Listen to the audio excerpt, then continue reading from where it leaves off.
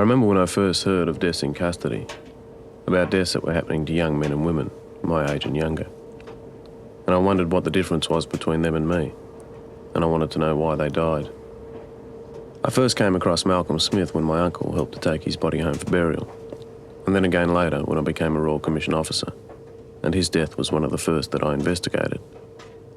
The horror of his death keeps coming up in my mind and going round and round through my thoughts. Malcolm was my age when he died, and I guess in some ways we're on the same side of the fence. Perhaps that's why the same question still haunts me. What made him do it? Why did he die that way? So what I'd like you to do is write down 3 things you know about Kuris. And if I've put you on the spot, I'm sorry. Don't put your name on it. It can be racist if you want. It can be any type of thing you want. You can call... I've got pretty thick skin, so if it's racist, it won't hurt me too much. Just write it down and pass it to the front when you're finished. I can't say that I know what it's like to be in a war, but what I've seen must be close to it. Every time I look around, I see broken bodies and broken hearts, and often I find myself investigating the deaths of my extended family. James Moore, whose daughter Nellie used to change my nappies when I was a baby. Arthur Moffat and Harrison Day, whose nephews and nieces I used to play with when I was a kid. The memories of all of this get to you at times, even when you think that they're forgotten.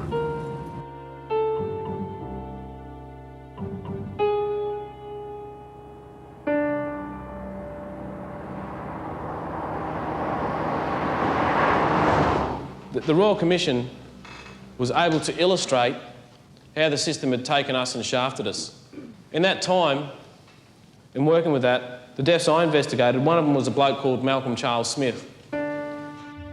I knew a lot about the official version of Malcolm from the welfare reports and police files that I'd studied in the Royal Commission.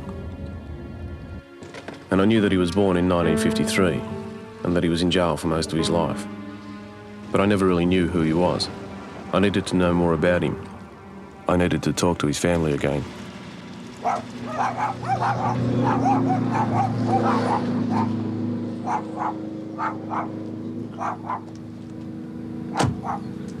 Hey, Yank. What is it? Remember me? From when I come up here with the Royal Commission? That Malcolm? Well, it must be a long time, isn't it? Go in, brother. What's that mean? That's, you know, I'm shy. I'm sorry. Me too. No. Malcolm's father, Joe, is one of the last remaining speakers of the Nyampa language. He showed me a photo of when he and Gladys were married. 2 young people with dreams, just like any other young couple. Did you go and live on the mission after you got married? No. No. No. I wouldn't go back to... Right. I wouldn't live in the mission. They wanted me to live over here in the mission. No, not me. You wouldn't have nothing there. Live with them. Yeah. I was starving. I was starving. I went back to the station. That's where I went when I was single. I never used to starve. Joe and Gladys had a large family, 8 boys and 5 girls, a lot of mouths to feed. But somehow they managed to do it. Joe worked as a stockman, travelling from station to station, picking up work where he could. Big mob. Yeah, there's a big mob. By all accounts, Gladys was a pretty extraordinary woman. And even though she only had 1 arm, she managed to look after her kids, managed to keep them clean and well fed. Gladys died in March 1965, not long after this photo was taken, and Joe and his oldest daughters were left to fill the hole that Gladys had left. Always had plenty of tucker? Oh, yes, all the time. Plenty of tucker. I never used to starve my family.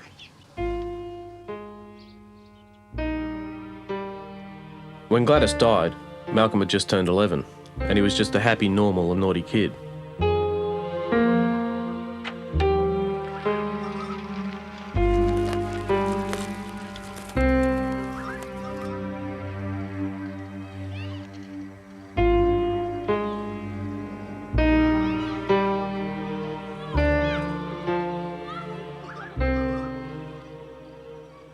Now what he'd done, he'd knocked off a push bike.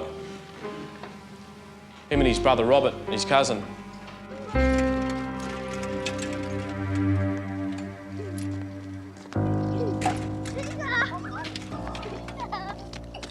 The white kids would go to school and they'd ride their bikes to a bus stop and then jump on the bus and go to school. Malcolm and his mates would go and knock these bikes off. Anyway, they got seen by someone or something happened that they came to police attention about it. And, they got their ass kicked. I remember Dad said he was going up to the police station because the boys been caught stealing. When they sent for him to go to Wentworth, that he had to go to court. And he didn't even have a chance to say anything. He went down there, just to see them taking the boys away, you know. They didn't give him a chance to say anything.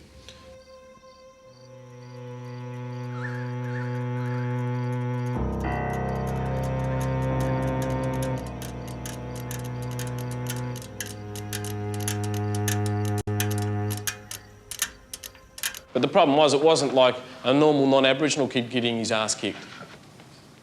The fact was that they were taken away. That was it. They had to be forgotten, we thought, you know, when they once somebody's taken, I suppose they're gone. Police didn't say anything where they were going. The welfare didn't say anything where they were going. We didn't see the welfare after. He probably were just looking around for more kids. The Wentworth court papers didn't say much about the bicycles, but they said quite a lot about the family. They said that Malcolm was a neglected child under improper and incompetent guardianship because he was living in a tent with a meagre supply of food. They said that he wandered and was in a dirty condition. They must have thought we couldn't live a clean life out there in the bush. Couldn't have a shower because they thought, well, how can they have a shower? How can they stay clean? They haven't got a bath, they haven't got running water, they haven't got a toilet that flushes, they haven't got, you know, how can they stay clean? But we did.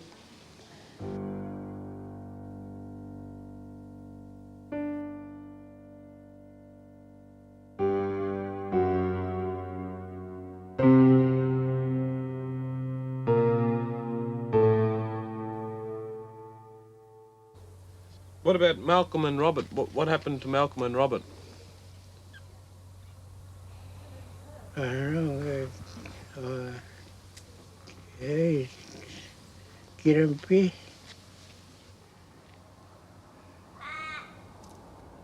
And I couldn't tell him about that. Yeah.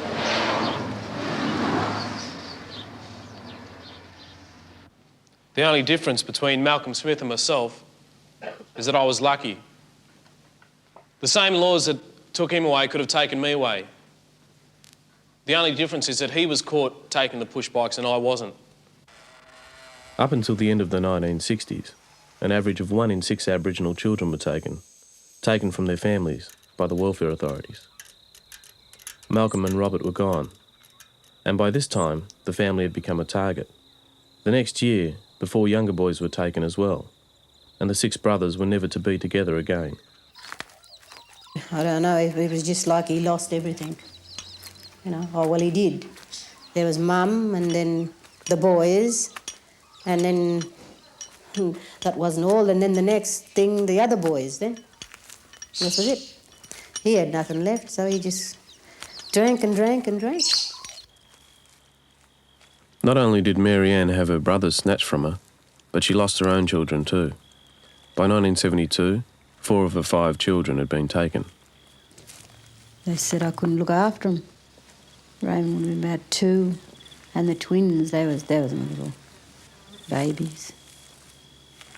And then I had Lawrence taken off me, and he was crying, you know, and they just took him away.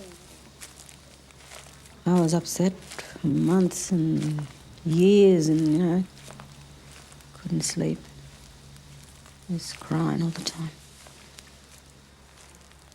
Well, I know I didn't care what happened to me after that, because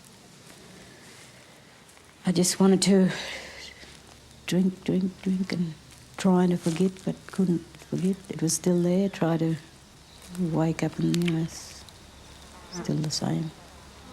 I was only killing myself, I think, by drinking.